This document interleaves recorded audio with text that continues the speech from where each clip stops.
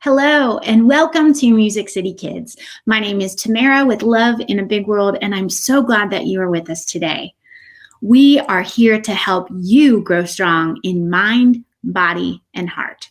And we're going to be talking more today about patience. Patience is waiting without complaining, accepting pain or challenges without complaint.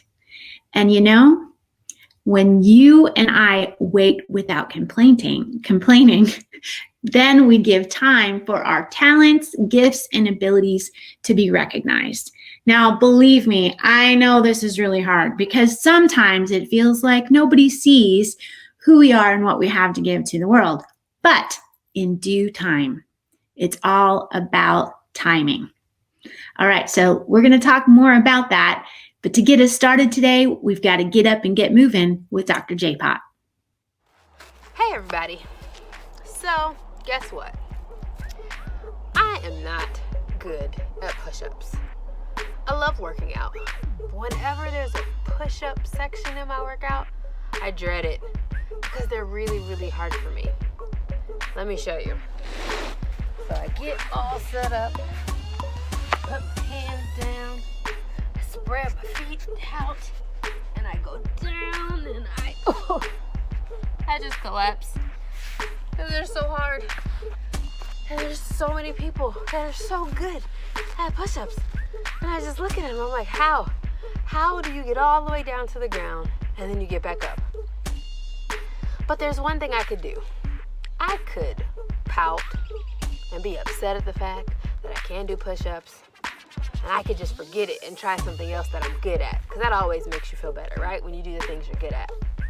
Or I could find a way to modify push-ups so that I can make them easier and then work on them so I can get good at that easy modification and then keep building my way till I can get to a full-out push-up.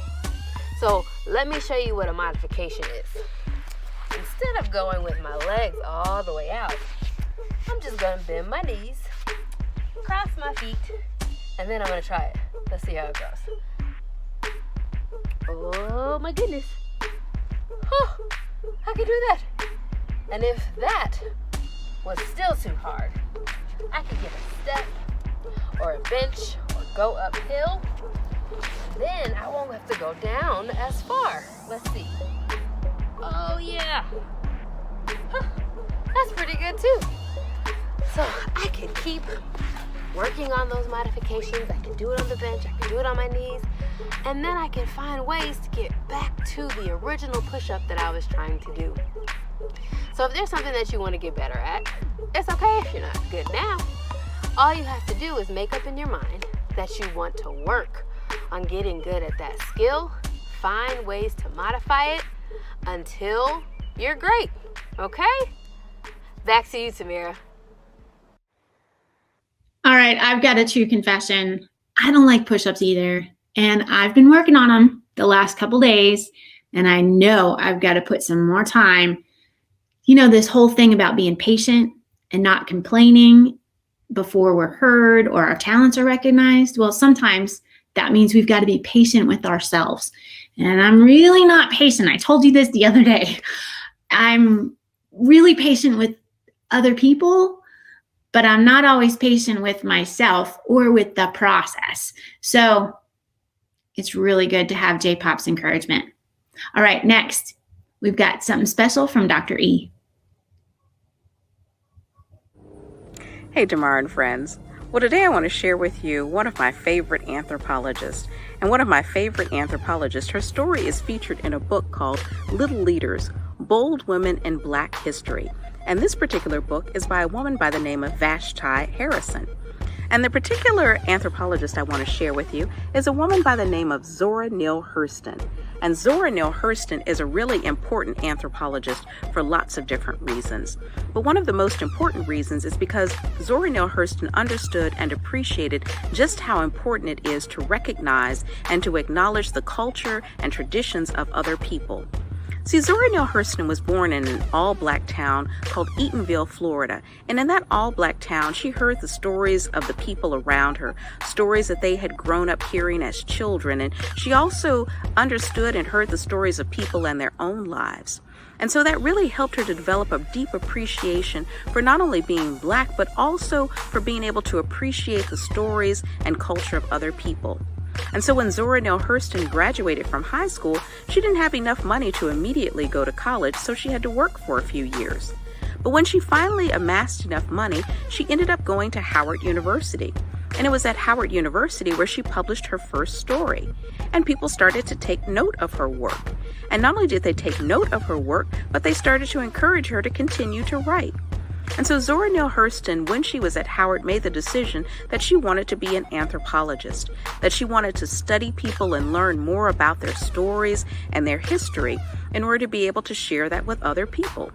And so Zora Neale Hurston, she traveled to places like Harlem to be able to be part of the Harlem Renaissance, but she also traveled all across the United States, collecting the stories of African Americans, and not just in the United States, but also outside of the United States as well. And so she would include them in novels like Their Eyes Were Watching God, or she would share those stories that she had collected in books like Mules and Men. And at the time she was doing it, not everyone appreciated what she was doing. Some people thought it wasn't really all that important to share the stories or the culture or traditions of African Americans. But nevertheless, Zora Neale Hurston persisted because she knew that what she was doing was really important work, even if other people didn't recognize it or appreciate it at the time. And so that's why, for me, Zora Neale Hurston is one of my favorite anthropologists. She's one of my favorite anthropologists because she decided to do what other people at the time didn't always appreciate or think was important, that she persisted nevertheless.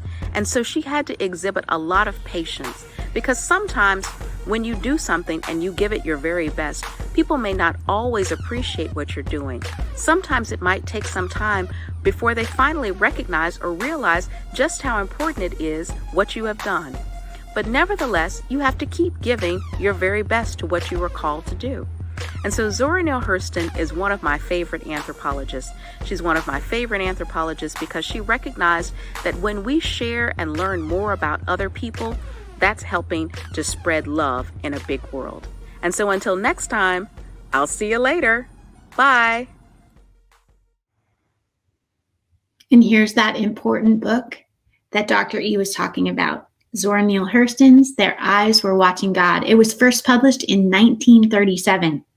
And so as Dr. E said, sometimes it takes time in order for your good work to be recognized. And here we are, almost 100 years later, giving the praise to this novel that it is due, and to Zora Neale Hurston. Thanks, Dr. E. All right, next, we've got some music from our favorite Dean, Dean Kristen Sewing.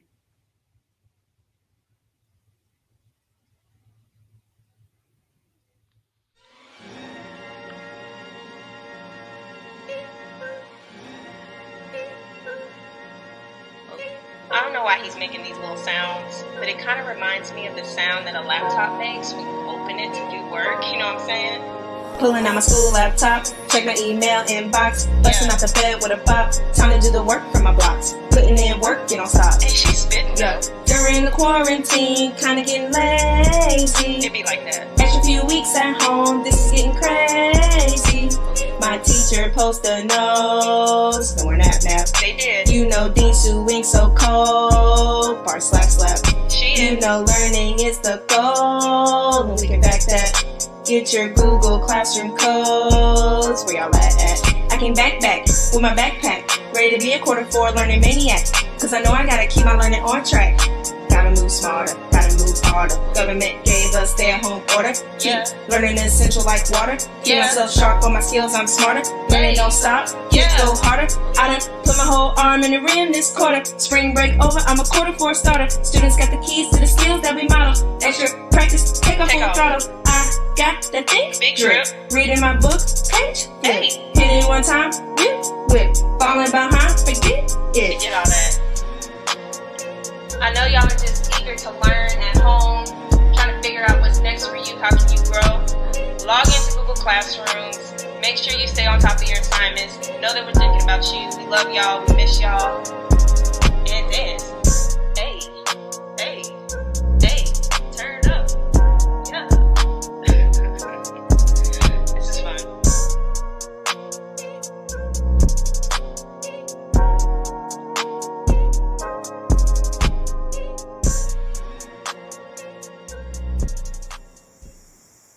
Big shout out to Dean Sewing and Kip Nashville, all of you students who are learning at home, practicing patience, you teachers too, you families also, this new way of learning during quarantine.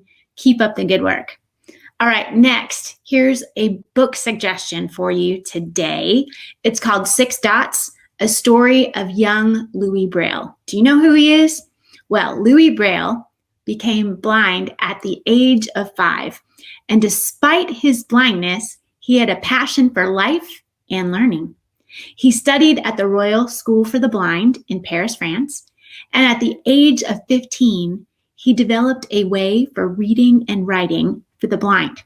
So here's the challenge. Read the story and figure out on what did Louis Braille base his idea. What was required of him to create the system of reading and writing for the blind? And, you know, Braille is something that he had to work at patiently for a long time. What are you willing to create and be patient for before it's recognized? Because, you know, the good work that we do isn't always identified by others for a while. But we've just got to keep on keeping on.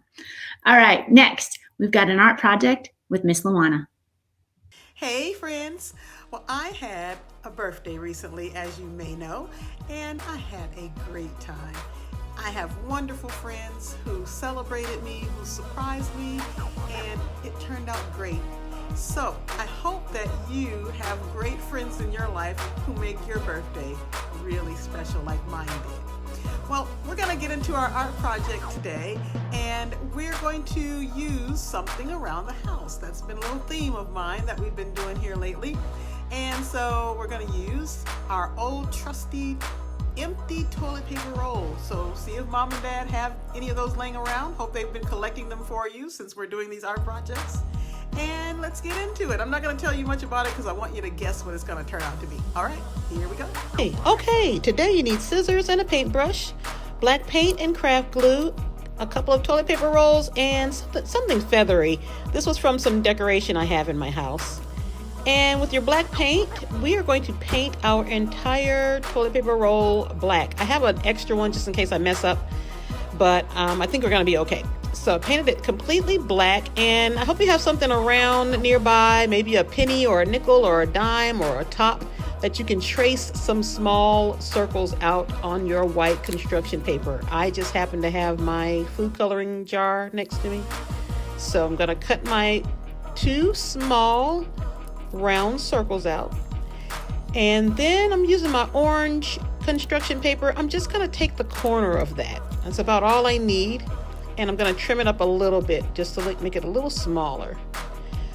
Okay, so with your craft glue, I want you to add a little bit to the back of the 2 round circles and the triangle, and we're going to stick them on to our toilet paper roll. Can you guess what this is going to be yet? Okay, that looks like maybe a little beak, maybe? That's what it is. Okay, with the feather, cut the top half of that off and add some craft glue down the middle, like this, okay? And then we're going to put this on the back side of your toilet paper roll. So hold it firmly a few minutes and it should stick. And there you have it. He's looking like a little bird, kind of, isn't he? Now, you can leave him like this, or you can pinch the ends, each end of your toilet paper roll at the top, and give him kind of a semblance of some little, maybe, ears. All right? And there you have it, our little blackbird. Thanks, Miss LaWanna. You always have the best projects for us to do. And next, we've got the Love in a Big World team with spoken word about patience.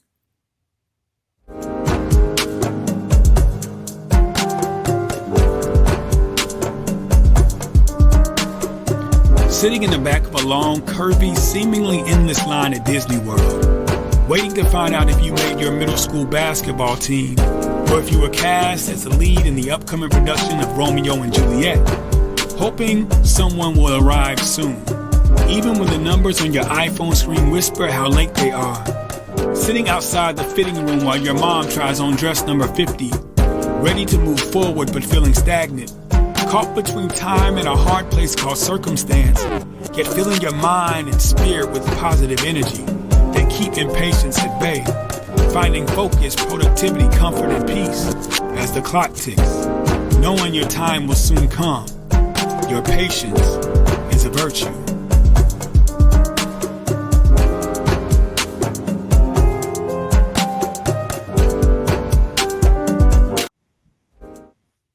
That's Sean Witzel. You may know him from Southern Word. He does a lot of work in schools here in the Nashville, Tennessee area, and he's also part of our Love in a Big World spoken word team. All right, next, we've got Steve Sherman from all the way in South Africa with a word about coding, and that is a skill that requires a lot of patience. So now that you've created your first moving sprite, I thought I would show you a little bit more about the website. Once you sign in and you join Scratch, you have access to an entire community of different projects that people are creating. And the best part is you can upload your project and share it with the world. They can take your project, remix it, and then use the coding and make their own games out of it. So we're going to take a look at a project by going to the Scratch page. I'm going to click on this one here. This looks very interesting, by Frosty Rahaz. It's create your own mascot. Let's see how it works. Now, you'll notice the page will load up. When you click on the little green flag, it will begin. I do believe that if you want to see the code for this particular thing, we can click see inside. So let's have a look inside. These are all the instructions. These are the different sprites that he's chosen. This is the background that he's used. The backdrops, he's got 17 different backdrops. And of course, we're going to see how all of these actually work. Let's go back to the project page and we're going to click on the green flag to launch it.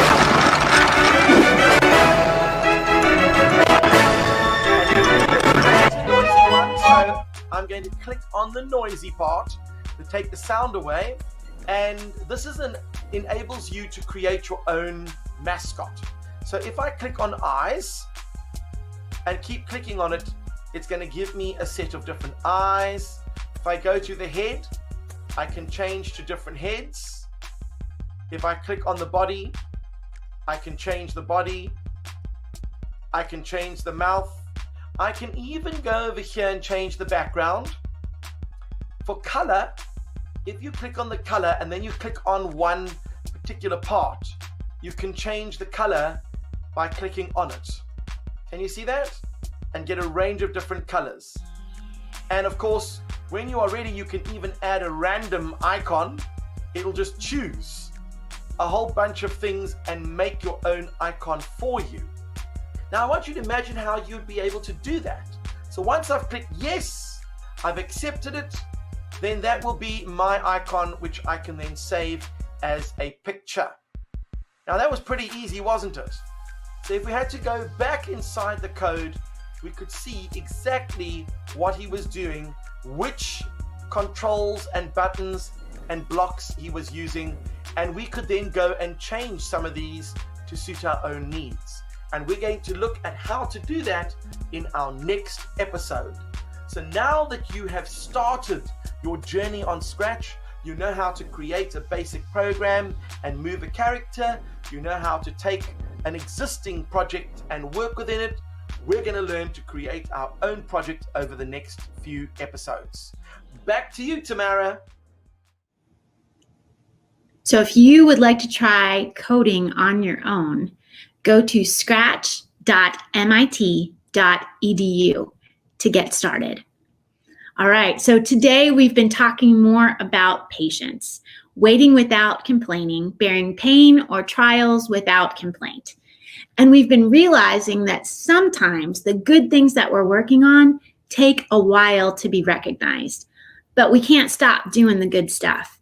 We've got to let our voices be heard. We've got to let our creations be shared with the world. And I'll tell you, when I'm feeling frustrated because things are moving slowly, I hold fast to hope. Hope is being able to see that there is light despite all the darkness. And that's the wisdom of Desmond Tutu. Let me encourage you, friends. We are born for such a time as this.